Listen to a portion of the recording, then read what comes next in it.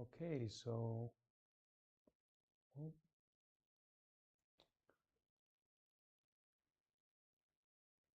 hello and welcome everyone who's here already.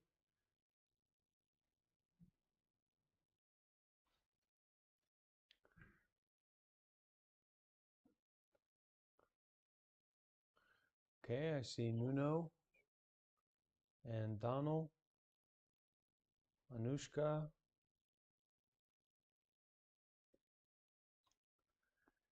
and Nikki, who's going to be watching later, uh, Moss,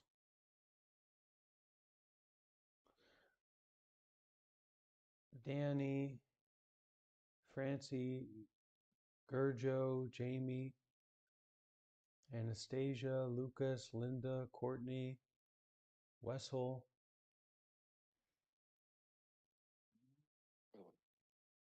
Hello, Wessel. How are you doing?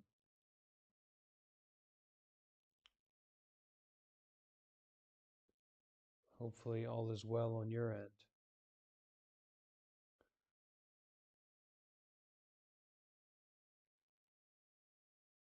All right, so we'll wait a couple minutes for people to join in, get comfortable, and then we will start with a short meditation before we get into our reading in the fifth chapter of this book, which is called Wisdom Power. So it's a good chapter to read, right? We all could use some some wisdom power in our lives, certainly.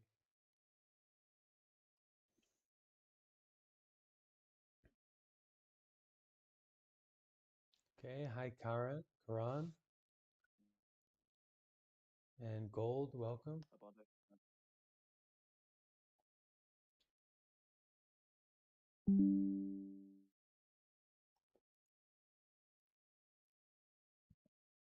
And here at the temple, we have my friend Mauro. Mauro. Hello, everybody. Yeah, Mauro says hello, everybody.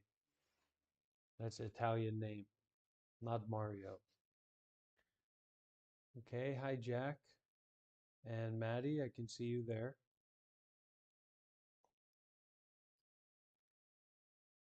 Great.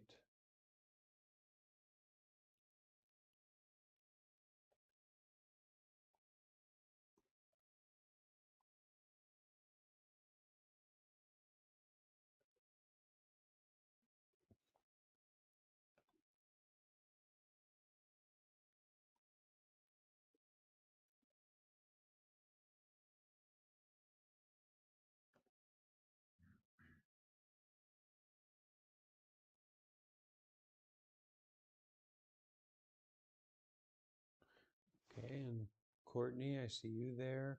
And Christina and Siraj. Hello. Yes. And Anna. Welcome, Anna. Nice to see you, Anushka.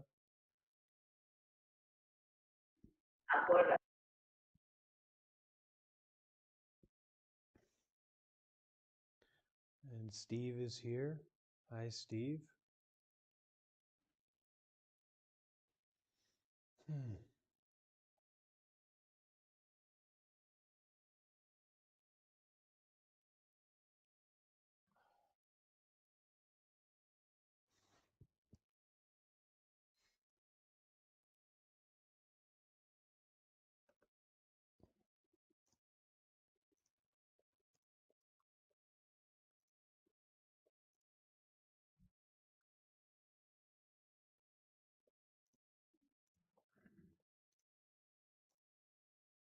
Hi there, Kyle, over on YouTube. Rue, are you joining us today? Oh, okay. You enjoy.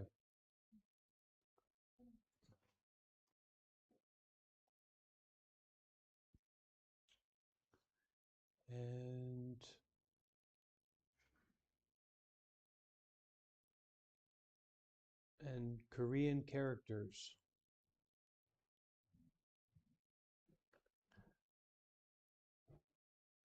Hello, Korean characters, and Zero. Welcome, Zero.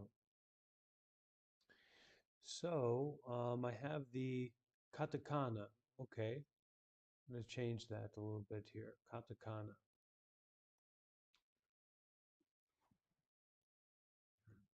Katakana. So I'm having the feeling that I really hope that everyone is in good health. I hope that there's no major difficulties or problems, physical or mental, that is coming into your life at this moment. I hope everyone's relatively okay. We are coming together to practice. So we are coming together to listen to wisdom that comes from a deep experience of transforming suffering into peace.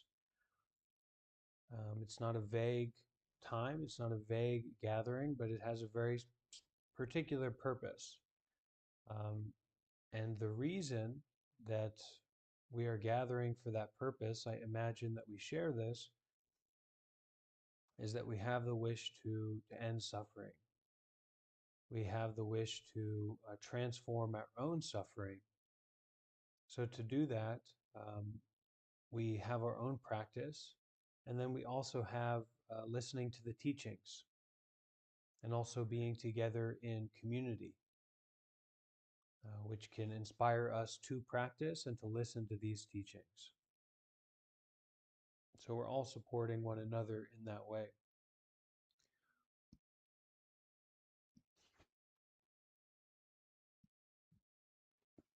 And everyone who's here, you are certainly invited to share your camera, to have your camera on.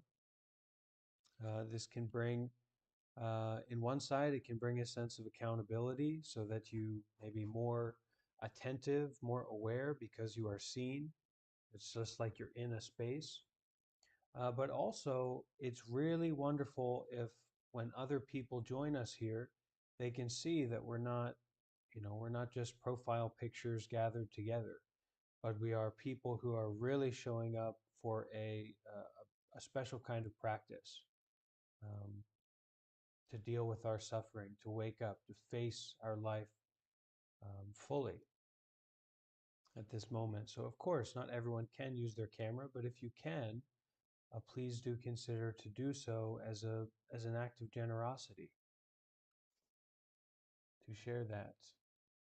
And hey there, Jack and Prizikra over on YouTube. All right, Spencer, nice to see you.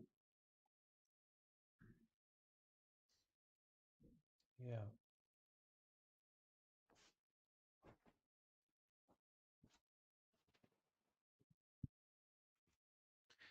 So let's get started. Uh, Welcome, everyone. Happy that you're all here. As we usually do, we will start our gathering with a few minutes of meditation, kind of turning inward, beginning to pump the brakes on our thinking mind, our activity mind, starting to slow down and breathe and be aware. Okay, so we can find a comfortable position for our body, comfortable and stable. Simple position, so we're not doing a complex yoga pose, even though it might be comfortable, but a simple, stable, comfortable position to sit in, to be in at this moment.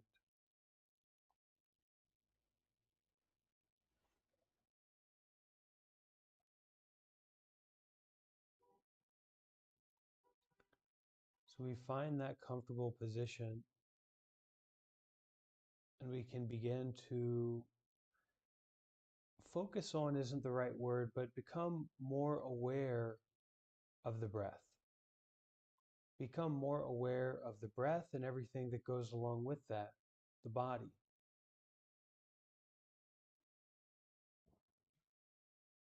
The breath is here. The body is here at this moment. So we begin to notice, we begin to become more and more aware of the breath flowing into the body and flowing out.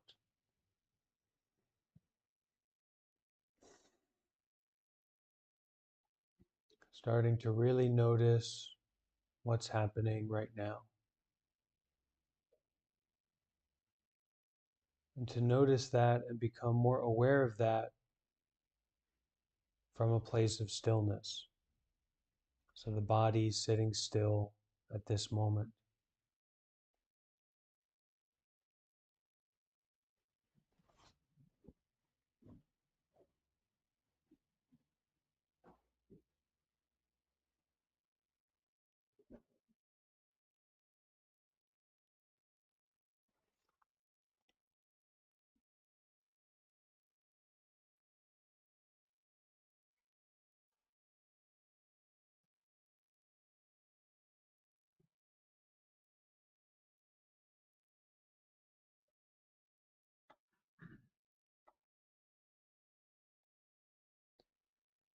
We don't need to do anything to become still or to be more still.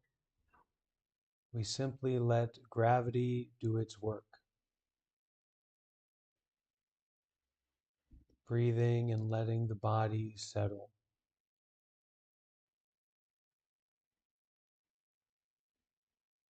Breathing and being aware of what's happening right now.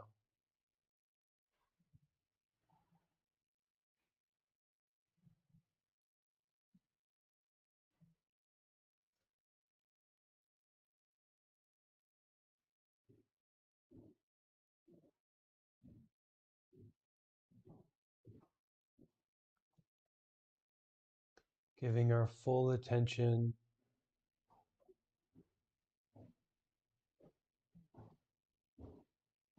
to this moment in stillness.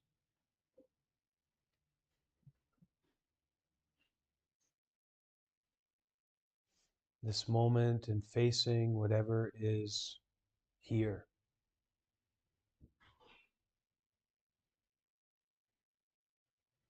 Whatever we are experiencing.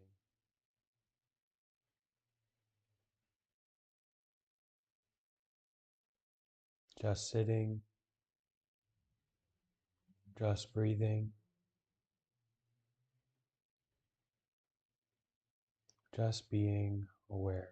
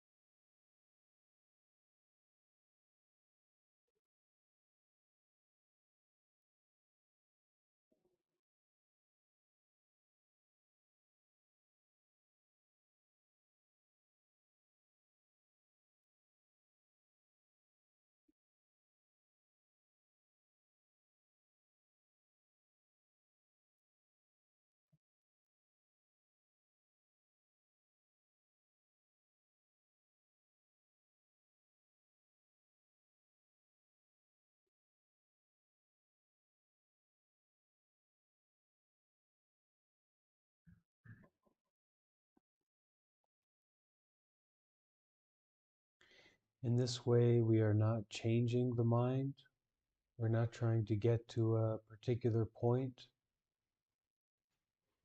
but instead we are practicing to be with the body, be with the mind as they are in this moment.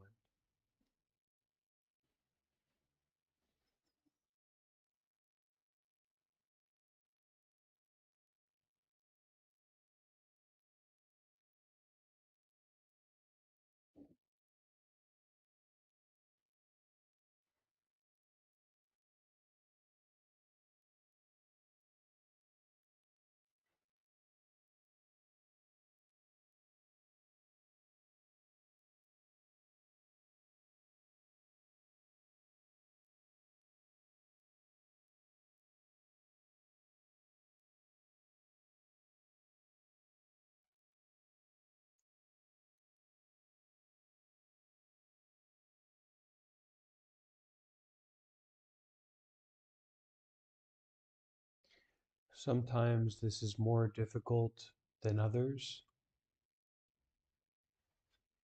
And at those times, just imagine that you are at a very high-paying job.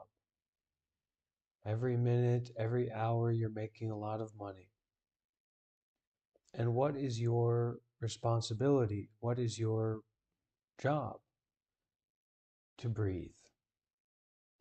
So you give your full attention, your full embodiment to breathing.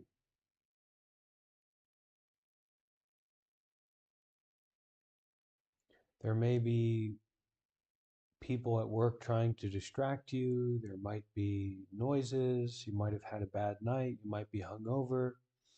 But this is a heck of a good job, and you're getting paid well. So you just breathe.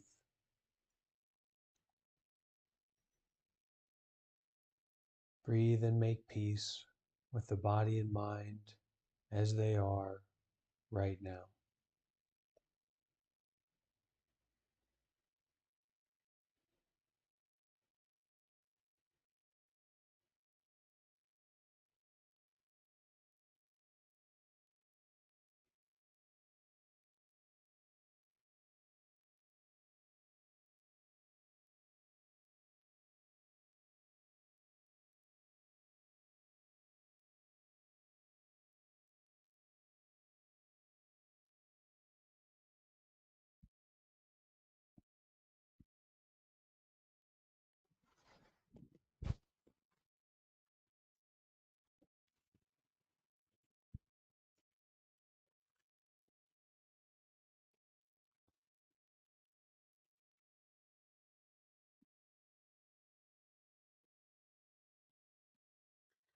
So let's begin now with our reading, continuing with our reading from Ajahn Brahm's book, The Art of Disappearing. We are currently on the beginning of chapter 5 with the title of Wisdom Power. You don't need to have read anything up to this point. You don't need to have the book in front of you. You can if you like. But this is really direct teachings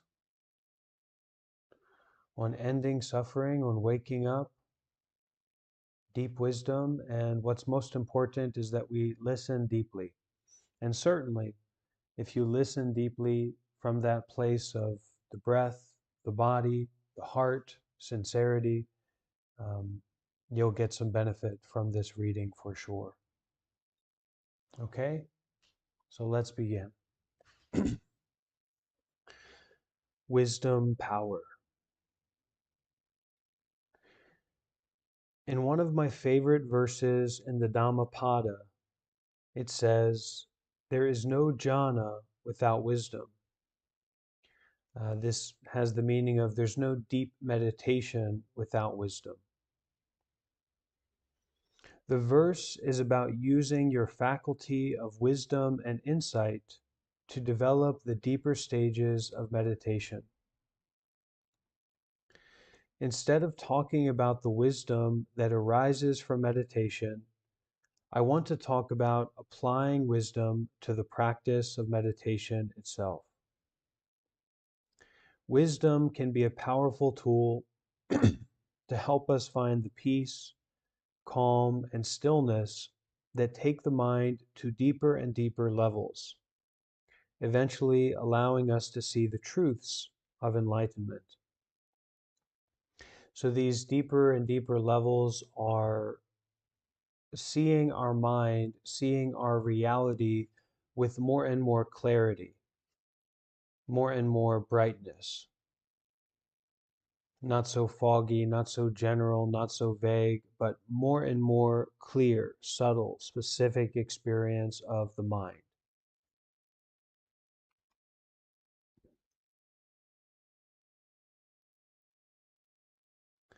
And wisdom here can be understood as a experiential insight into the nature of how the mind functions rather than the content of the mind. So the nature of how we get caught up in suffering rather than the content of our suffering.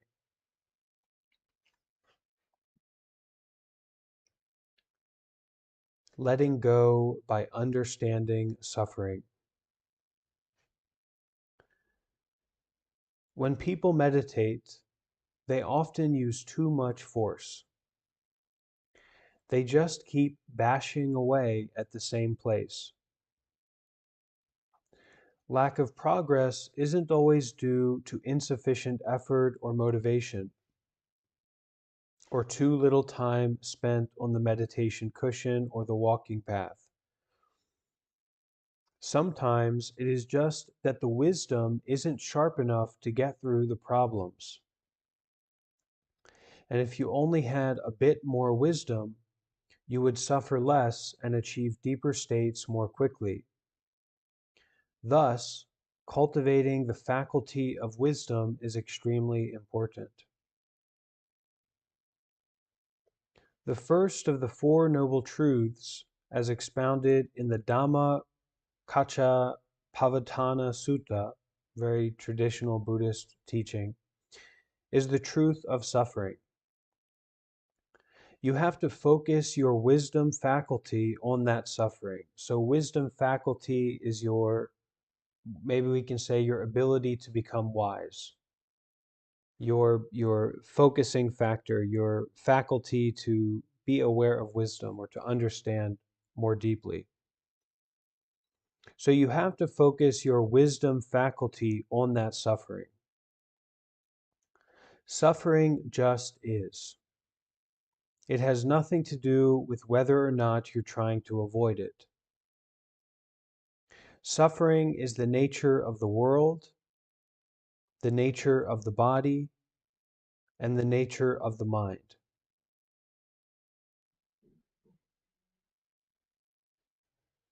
So recognizing this, understanding this is a wisdom. Okay? Now this isn't nihilism, but it's recognizing that your body, your mind, and the world are subject to impermanence, are subject to falling apart. So it couldn't satisfy you. You couldn't hold on to it, you couldn't keep it, you couldn't control it. So it's suffering, it's unsatisfactory, it's impermanent.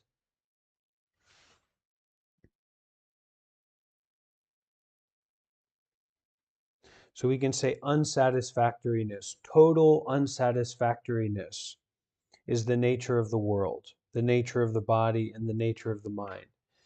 So it's not, this suffering isn't necessarily meant like a kind of nihilism or that life is suffering, but that totally, all things considered, it's not going to satisfy. It's unsatisfactory.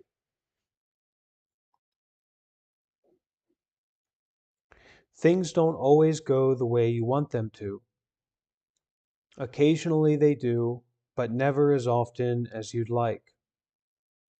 The suffering that comes from being frustrated with meditation practice, being bored or feeling stuck or whatever, is an aspect of the First Noble Truth.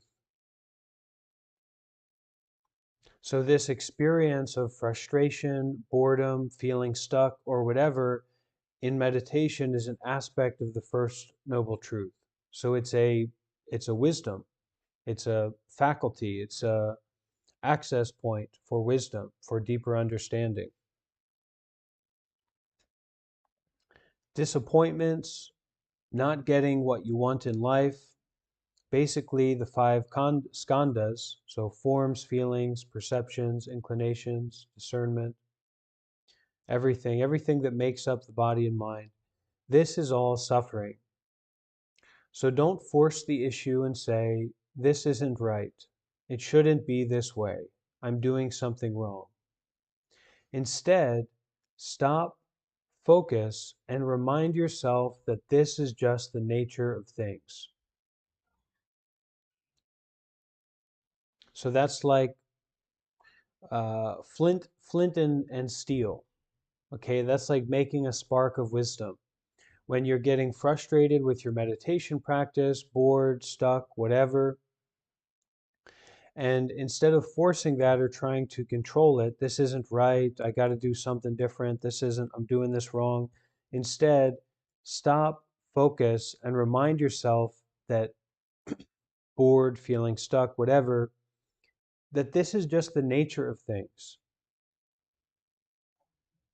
To feel unsatisfied, to feel going through difficulty. This is just the nature of things.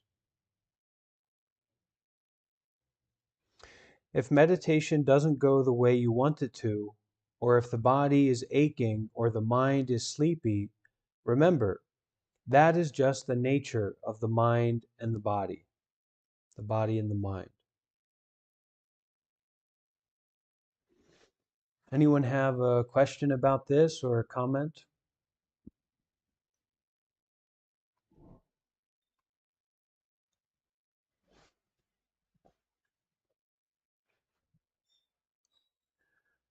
A wonderful thing happens when you get wise to the nature of the body, the mind, and life itself.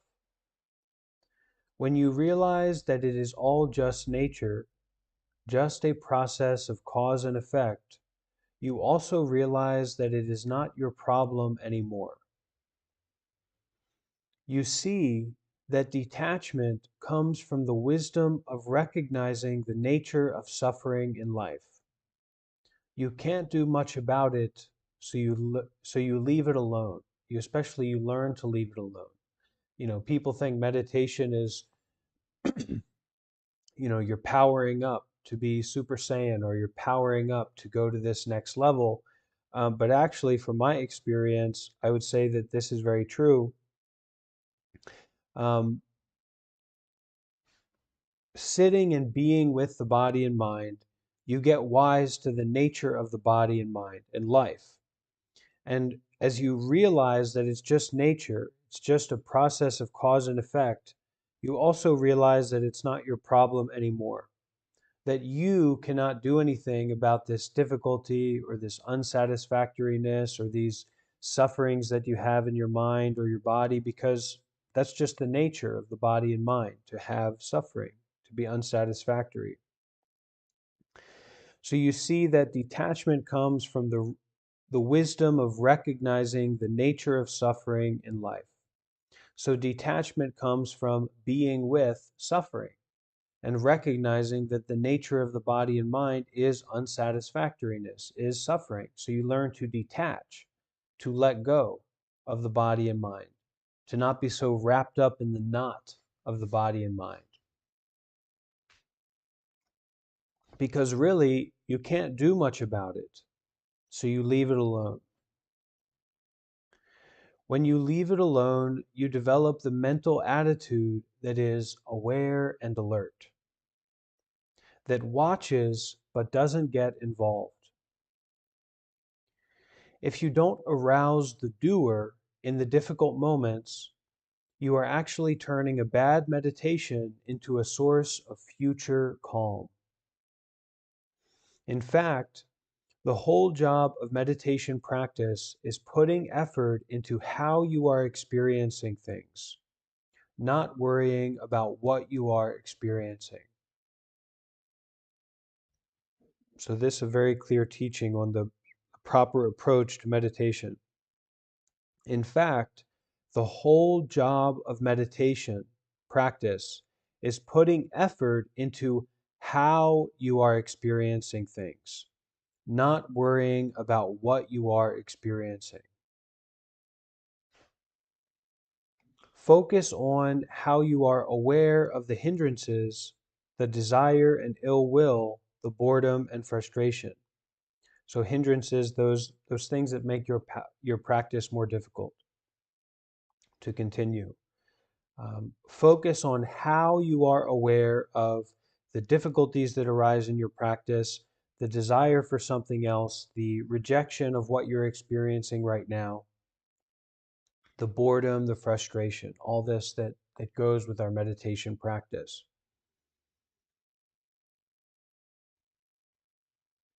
What's important is your attitude toward the situations you come across in meditation and how you react to them rather than the situations themselves. And we can also apply this to our general life, that it's not so much important the situations that we find ourselves in, um, or even how we react to them,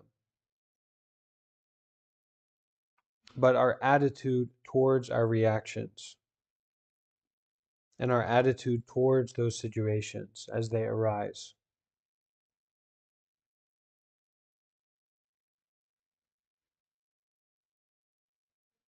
So what's important is your attitude toward the situations you come across in meditation and how you react to them, rather than the situations themselves. So watching your actions, your reactions.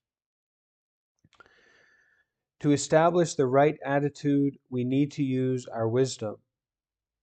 When we realize that our experiences are just nature, we don't react by feeling afraid, guilty, frustrated, or disappointed. We don't lose our confidence thinking, I can't do it. Of course, you can't do it. I can't do meditation either.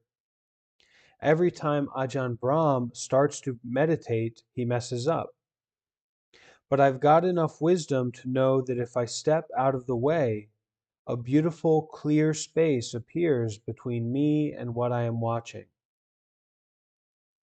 Then there is no frustration or boredom. If those feelings still linger in the background, you just leave them alone. You don't get involved or create more problems. You just watch and gather the data.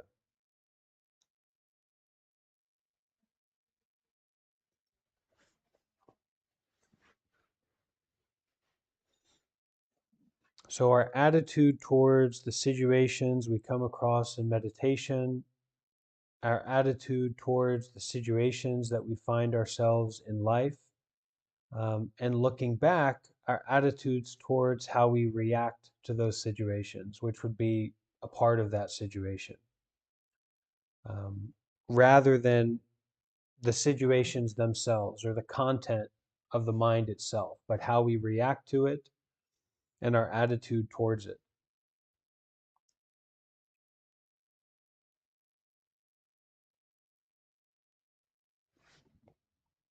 Anyone have a question or something to share?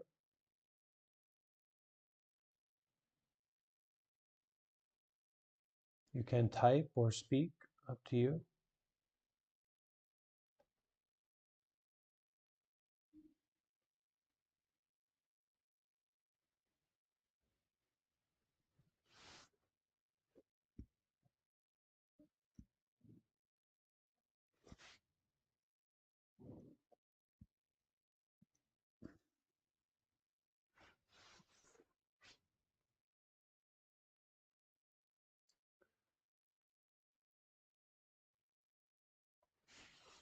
Okay, so the next section here is observe and learn.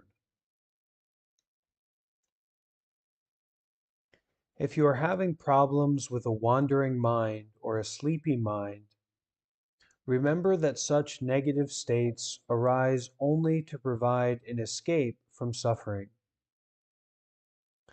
Because you're not excited or entertained, meditation can seem dull or even boring. Your habit is to escape. We all have our escape strategies. But remember, when you use those escapes, you're not learning anymore. You're just wasting time. It's important to observe your reactions to things. This practice is wise in itself, and it develops further wisdom. It helps you go far deeper in your meditation. Whenever anything comes up that is unsatisfactory, that is when you observe. You may be bored, frustrated, or tired, and nothing seems to work. You don't know what you are going to do. You can't stay in your room. You don't want to do walking meditation, and you've got nothing to read. That's great. Just observe your reactions to this unpleasantness. In other words, this is the perfect time to just watch without reacting. You observe and gather data because you want to understand. When you gather data, you start to learn from your experiences. The very fact that you are accepting these experiences is grist for the mill. Here is the data for insight, the dung for your garden. So, what this brings up strongly for me is when I find myself in difficult situations, confusing situations. A lot of my time that I lived in Myanmar, when the heat is oppressive, or traveling is oppressive, or the people that I'm around are oppressive, mosquitoes, humidity, heat, dirtiness, right? The body is dirty, stuffed in a car, a big bus full of people, and it's noisy and it's smoky and it's foggy, and it just never ends. In this time of very strong, unpleasant stimulation that's out of my control. And the teaching here is to use that as an opportunity to observe your reactivity. Rather than focusing on the situation, that it's right or that it's wrong or that it could be fixed this way or it should be fixed that way, whatever it is. But coming back to observing your reactivity. And then at that moment, the very fact that you are accepting these experiences as they are, that you're being with that experience rather than getting the hook of reactivity into you, is grist for the mill. I think that means something about it's supporting our practice moving forward because we're never going to be in control. The body is never going to be satisfactory. The mind is never going to be satisfactory. So when we have these more intense or more lively experiences of difficulty or things not going our way, rather than self-identifying with it and thinking about what you can do to change that situation, you observe and gather data. Just watch without reacting. Here is the data for insight. And in just observing without reacting, you're using your wisdom faculty, we can say.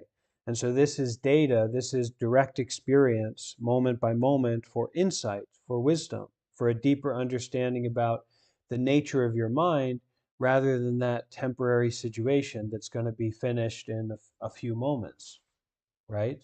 Or, you'll be finished in a few moments. One way or another, it's not staying around. So the insight is much more worthwhile. Um, and it's the dung for your garden. So when we can just sit and be with those very frustrating, difficult experiences and not react, we're just filling ourselves with dung. Very nutritious, very fertile, very healthy soil of data for insight. That is, we are priming the mind to not be in its animalistic state of reactivity, but to be in its wisdom state of observing. And so this opens up the mind moving forward to plant all kinds of different seeds.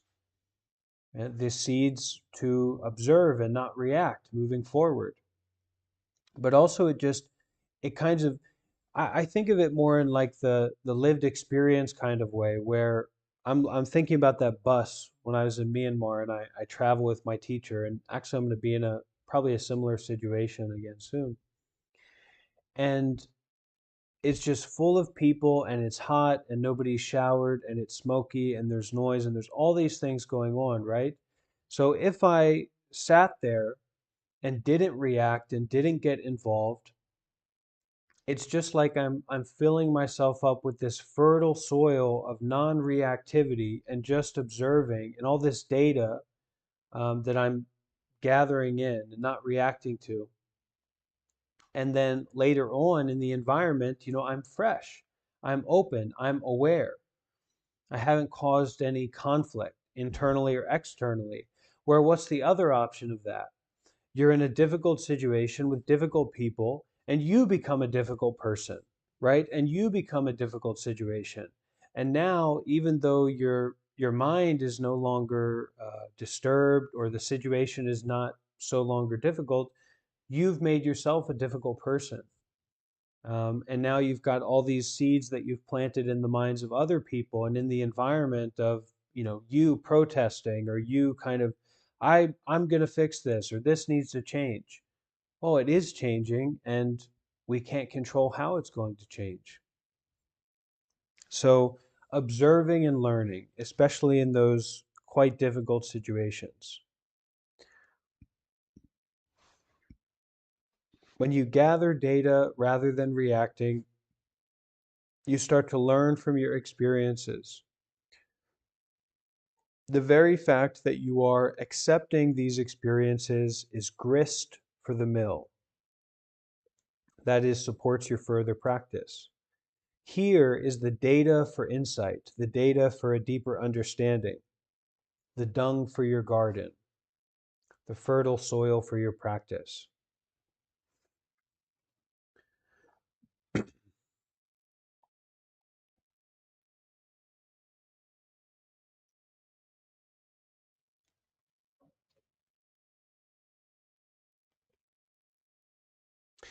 When you simply accept your experiences, whatever they are, you find that not only do you learn from them, but suddenly you are free from them. You are not trying to control them anymore, because you realize you do not own them. And you couldn't own them, that situation, that experience. So if you get bored, don't own your boredom. If you get frustrated, don't own your frustration. Whatever is happening is just a process of cause and effect, the coming and going of mental and physical phenomena. Use your insight and your understanding of the Dhamma to know that this is suffering. What else did you expect?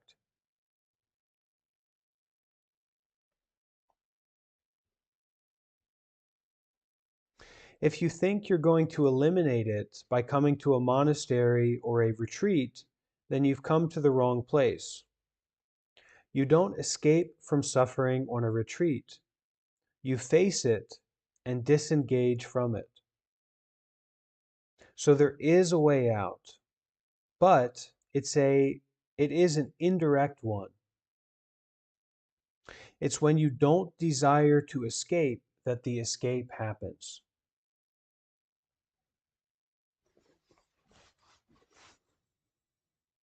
Anyone have something to share on this?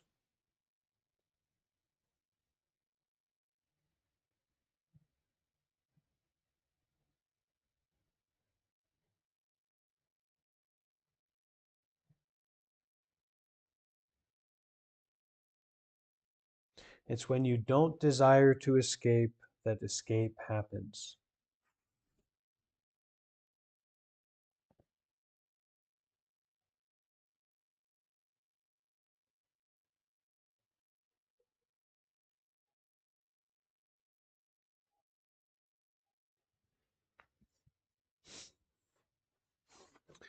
So,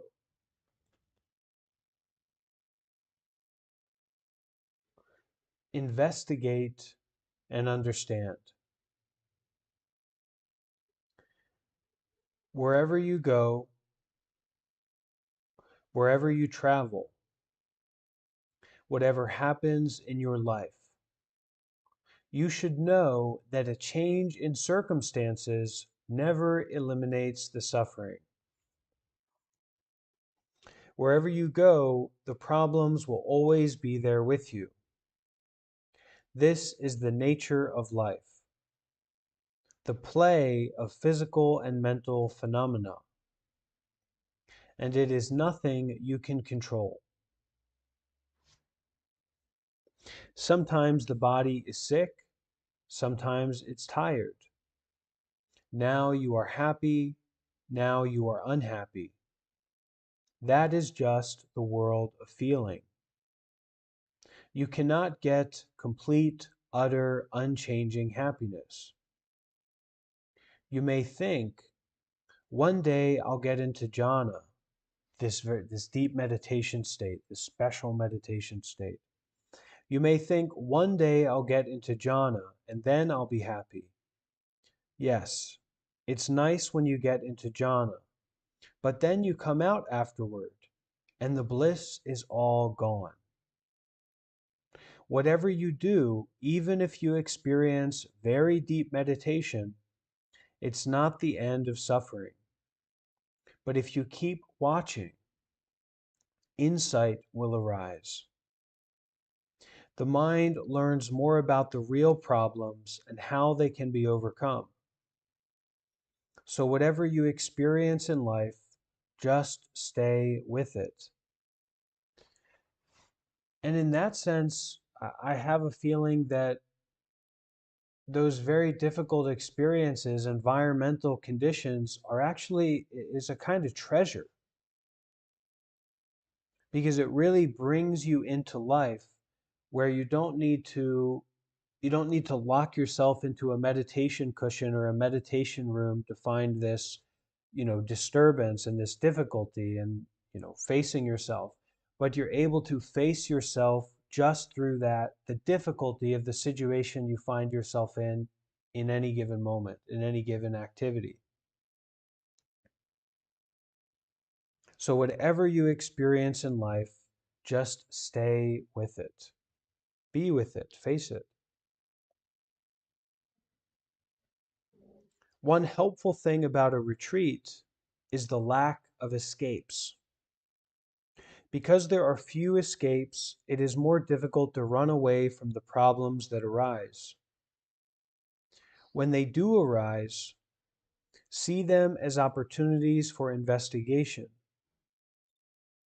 A useful technique is to associate every emotional quality with its corresponding physical feeling. If you're really bored, there is something in your body that you associate with boredom, some sort of feeling. So investigate the physical feeling to understand these emotional states. If you get bored, ask yourself, what is boredom? Investigate it. Don't try to escape from it. Try to understand it. Face it squarely. If you get frustrated, ask, what is frustration? What does frustration feel like? Be with it for a long, long time until you know it thoroughly. When you do, you become free from it. When meditation is frustrating or boring, instead of making more bad karma, more kind of unskillful actions that make unskillful effects, which lead to the obstacle appearing again and again, just understand it and you can let it go. You understand that this is nature. Just like when rain clouds appear in the sky, here they come, it's the season for rain, there they go again. It's sunny and then it's dark. The moon comes out or it doesn't. When you understand that this has nothing to do with you, that it is just nature, just cause and effect, then you let go and get a sense of distance and freedom from what you are experiencing. When you are too close to what you are experiencing, you end up owning it. And that's when you become it. When the I starts to get involved, there's a problem. You need to develop detachment. You need to understand that it is not my suffering or my boredom. When you investigate, you come to see that all these things are naturally occurring qualities that cannot be controlled. For example, when you're bored, It's often because the mind isn't soft enough to appreciate the subtle aspects of meditation. If you get sleepy, it might be that mindfulness is not sharp enough to see the beauty of the quiet, peaceful mind. Frustration arises because you are impatient or because you think you can control your experiences, and then you get disappointed when they don't go your way. But when you realize that these things occur naturally and that there is no controller here, how can frustration ever occur? So, not falling into this practice of selfifying all of our experiences. Consider the story of the driverless bus. Your life is like a bus with nobody in the driver's seat. That's what the original Buddhist teachings and all the great teachers tell us, and it's also what I say. When you realize there is no one driving the bus, all you can do is sit down in your seat and stop complaining. Since there's no driver, there's no one to shout at to hurry up and get out of here, or ask to slow down because you want to enjoy the ride. You go through ugly territory, nice territory, and beautiful territory, and you're at peace with all of it. Every time you try to shout at the driver, you're not attending to what you are really experiencing or learning from it. You are getting involved rather than detaching, owning things rather than letting go, trying to make things happen rather than letting them be.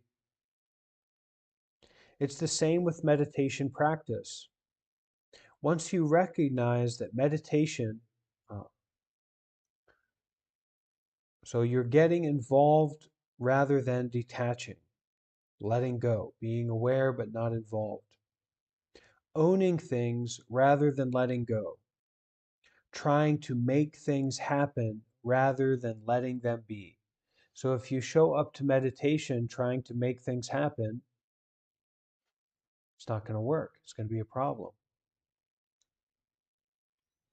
It's the same with meditation practice. Once you recognize that, meditation becomes incredibly easy. Meditation is a really easy thing to do. Really is an easy thing to do. But most people just don't get it. What they do is try harder to make it easy, but that is a self-contradiction. You try to make it easy, but the more you try, the harder it becomes. The reason you try harder is because you are not getting the results you expect. Rather than trying harder, you should be mindful, investigate, and learn. Use that as your trying. So put aside the effort, let go of the struggle, and instead investigate and allow your understanding to grow. What does it feel like physically and emotionally? How long does it last? You can try Ajahn Chah's method. When you get angry, put a clock in front of you and see how long you can be angry. Next time you're bored, see how long you can be bored. Keep a diary of your boring moments and see if you can beat your own record. Compare it with your friends and see who can be bored the longest. Give a prize to the most bored person. So this is the thing, we're taking ourselves too seriously. So what? You're bored. Look into it, investigate it. You feel frustrated, you feel confused, you feel a little bit stressed, you feel angry, investigate it. Don't personalize it. Don't give an award to yourself for being bored. Who cares? Why do you care so much? It's just boredom. It's just an experience that's coming up at this moment. So look into it, investigate it, be with it. Whatever you encounter, don't run away. Facing these little demons, these negative states of mind, is much more effective than you imagine. You face them, and it is as if they fade away and disappear.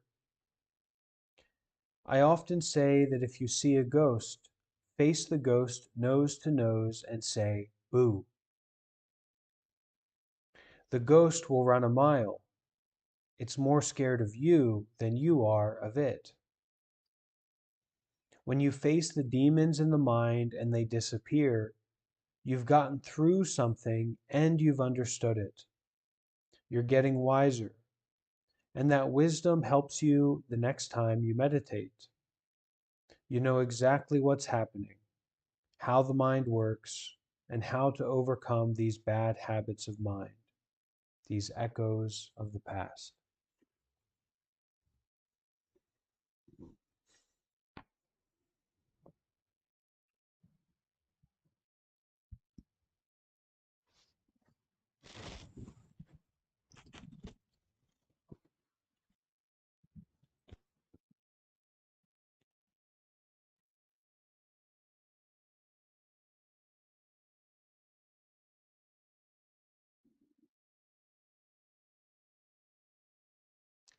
So let's take a few moments to face what's happening right now, whatever that happens to be for you. Can make sure that you're comfortable, readjust your position a bit.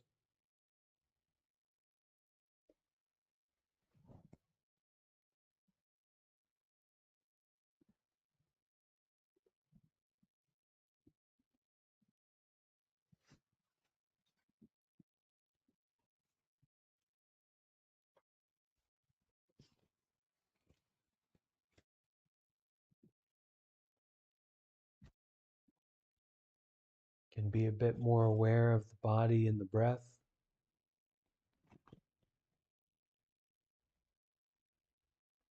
Sitting with, being with whatever's happening.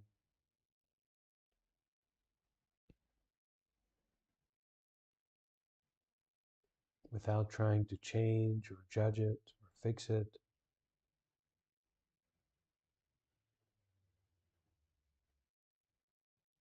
Just breathing and being aware.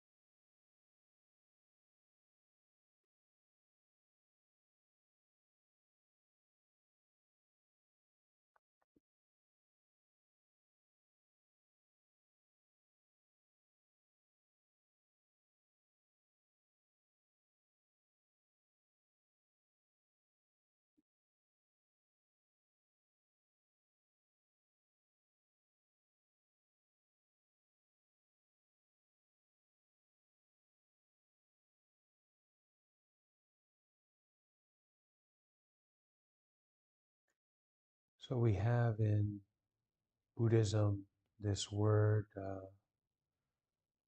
sadhu,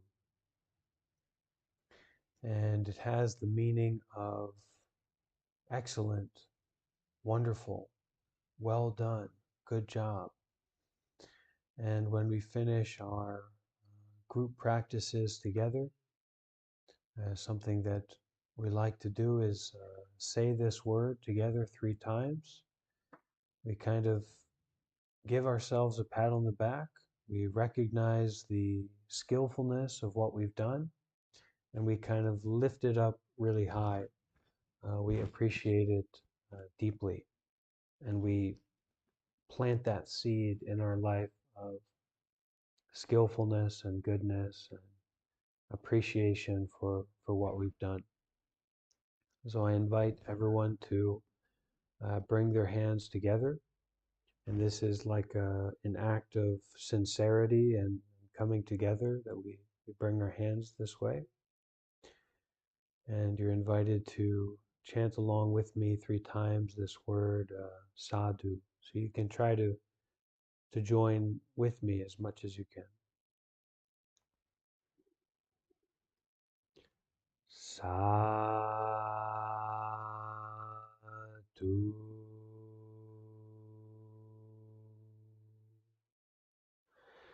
Sadhu.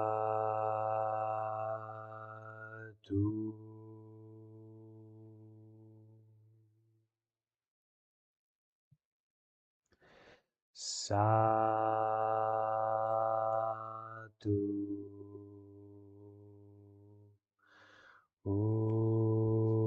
Sadhu. Okay. Thank you, dear friends. Thank you all for joining and participating in this event. We have every day we meeting together, so hopefully see some of you soon again. And until that time, be happy, be peaceful, be safe. And thank you for being here. Appreciate all of you. Thank you. Thank you. See you guys. Thank you guys. Take care. Thank you. Thank you. Bye.